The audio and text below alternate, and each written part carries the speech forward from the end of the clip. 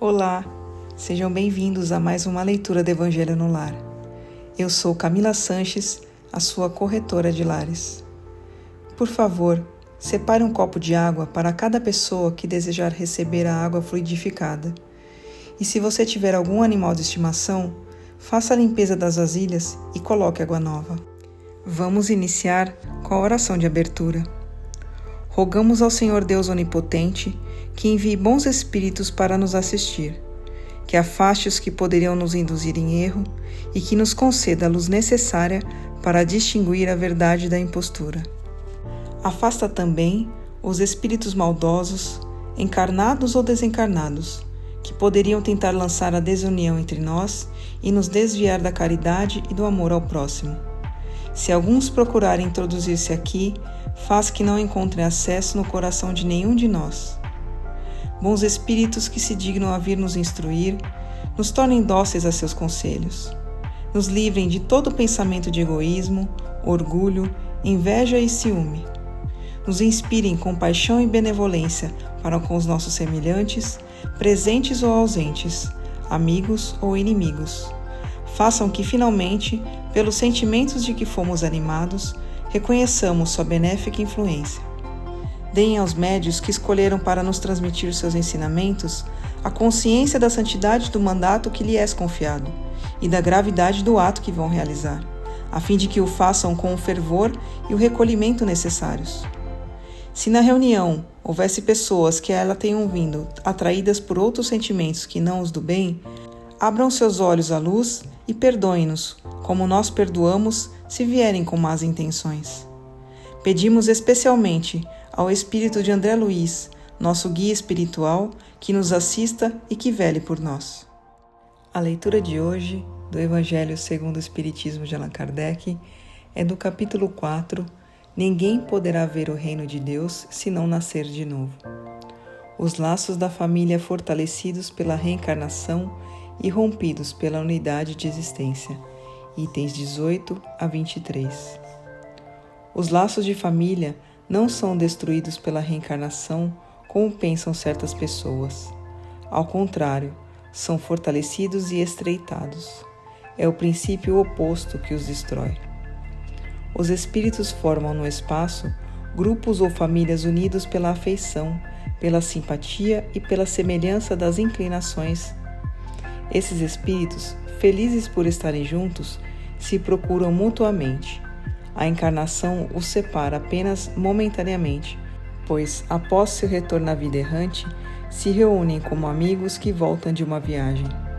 Muitas vezes até, uns seguem a outros na encarnação, onde estão reunidos numa mesma família ou no mesmo círculo, trabalhando juntos para seu aperfeiçoamento mútuo. Se uns encarnam e outros não, nem por isso deixam de estar unidos pelo pensamento. Aqueles que são livres velam por aqueles que estão em cativeiro. Os mais adiantados procuram fazer progredir os retardatários. Depois de cada existência, deram um passo no caminho da perfeição. Sempre menos presos à matéria, sua afeição é mais viva, porquanto é mais refinada.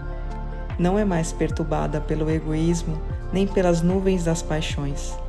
Podem, portanto, percorrer assim um número ilimitado de existências corporais, sem que sua afeição mútua seja atingida por nenhum baque. Está claro que aqui se trata de afeição real, de alma a alma, a única que sobrevive à destruição do corpo, pois os seres que neste mundo se unem somente pelos sentidos não têm nenhum motivo para se procurarem no mundo dos espíritos. Somente as afeições espirituais são duradouras. As afeições carnais se extinguem com a causa que as fez surgir. Ora, essa causa não existe mais no mundo dos espíritos, enquanto a alma existe sempre. Quantas pessoas unidas pelo único móvel do interesse não são realmente nada uma para a outra. A morte as separa na terra e no céu. A união e a afeição que existem entre parentes são indício da simpatia anterior que os aproximou. Por isso se diz, ao falar de alguém cujo caráter, gostos e inclinações não têm nenhuma semelhança com aqueles de seus parentes próximos, que ele não é da família. Dizendo isso, enuncia-se uma verdade maior do que se pensa. Deus permite nas famílias essas encarnações de espíritos antipáticos ou estranhos, com o duplo objetivo de servir de prova para uns e de meio de progresso para outros. Assim, os maus melhoram aos poucos em contato com os bons e por meio dos cuidados que deles recebem. Seu caráter se abranda, seus costumes se depuram, as antipatias enfraquecem. É assim que se estabelece a fusão entre as diferentes categorias de espíritos, como se estabelece na Terra entre as raças e os povos. O temor do aumento indefinido da parentela, em consequência da reencarnação, é um temor egoísta, que prova que não se sente um amor bastante grande para abranger expressivo número de pessoas. Um pai que tem muitos filhos ama-os, pois menos do que se tivesse um só? Mas que os egoístas se tranquilizem, esse temor não tem fundamento. Pelo fato de um homem ter tido 10 encarnações, não se segue que vai encontrar no mundo dos espíritos 10 pais, 10 mães, 10 mulheres e um número proporcional de filhos e de novos parentes.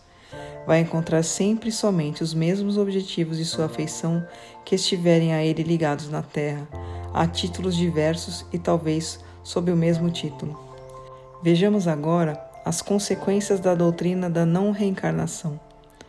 Essa doutrina anula necessariamente a pré-existência da alma, uma vez que as almas são criadas ao mesmo tempo que os corpos, não existe entre elas nenhum laço anterior. São completamente estranhas umas às outras. O pai é estranho a seu filho. A filiação das famílias fica assim reduzida à única filiação corporal, sem qualquer laço espiritual. Não há, portanto, motivo algum para se glorificar de ter tido por ancestrais estes ou aqueles personagens ilustres. Com a reencarnação, ancestrais e descendentes podem já ter se conhecido, vivido juntos, ter se amado e estar reunidos mais tarde para estreitar seus laços de simpatia. Isso quanto ao passado. Quanto ao futuro, segundo um dos dogmas fundamentais que decorrem da não reencarnação, a sorte das almas é irrevogavelmente fixada após uma única existência. A fixação definitiva da sorte implica a cessação de todo progresso, pois se houver qualquer progresso, não há mais sorte definitiva, conforme tenham vivido bem ou mal. Eles vão imediatamente para a morada dos bem-aventurados ou para o inferno eterno. São desse modo separados imediatamente e para sempre, e sem esperança de reaproximar-se algum dia, de tal forma que pais, mães e filhos, maridos e esposas, irmãos, irmãs, amigos, jamais podem estar certos de se rever. É a ruptura mais absoluta dos laços de família. Com a reencarnação e o progresso consequentes, todos aqueles que se amaram tornam a encontrar-se na terra e no espaço, e juntos gravitam para chegar a Deus. Se alguns fracassam pelo caminho, retardam seu progresso e sua felicidade, mas nem toda a esperança está perdida. Ajudados, encorajados e amparados por aqueles que os amam, um dia sairão do lodaçal em que se afundaram. Com a reencarnação, finalmente, a solidariedade perpétua entre os encarnados e os desencarnados, disso decorrendo o estreitamento dos laços de afeição. Em resumo, 4 alternativas se apresentam ao homem para seu futuro de além-túmulo. Primeira, o nada, segundo a doutrina materialista. Segunda, a absorção no todo universal, segundo a doutrina panteísta.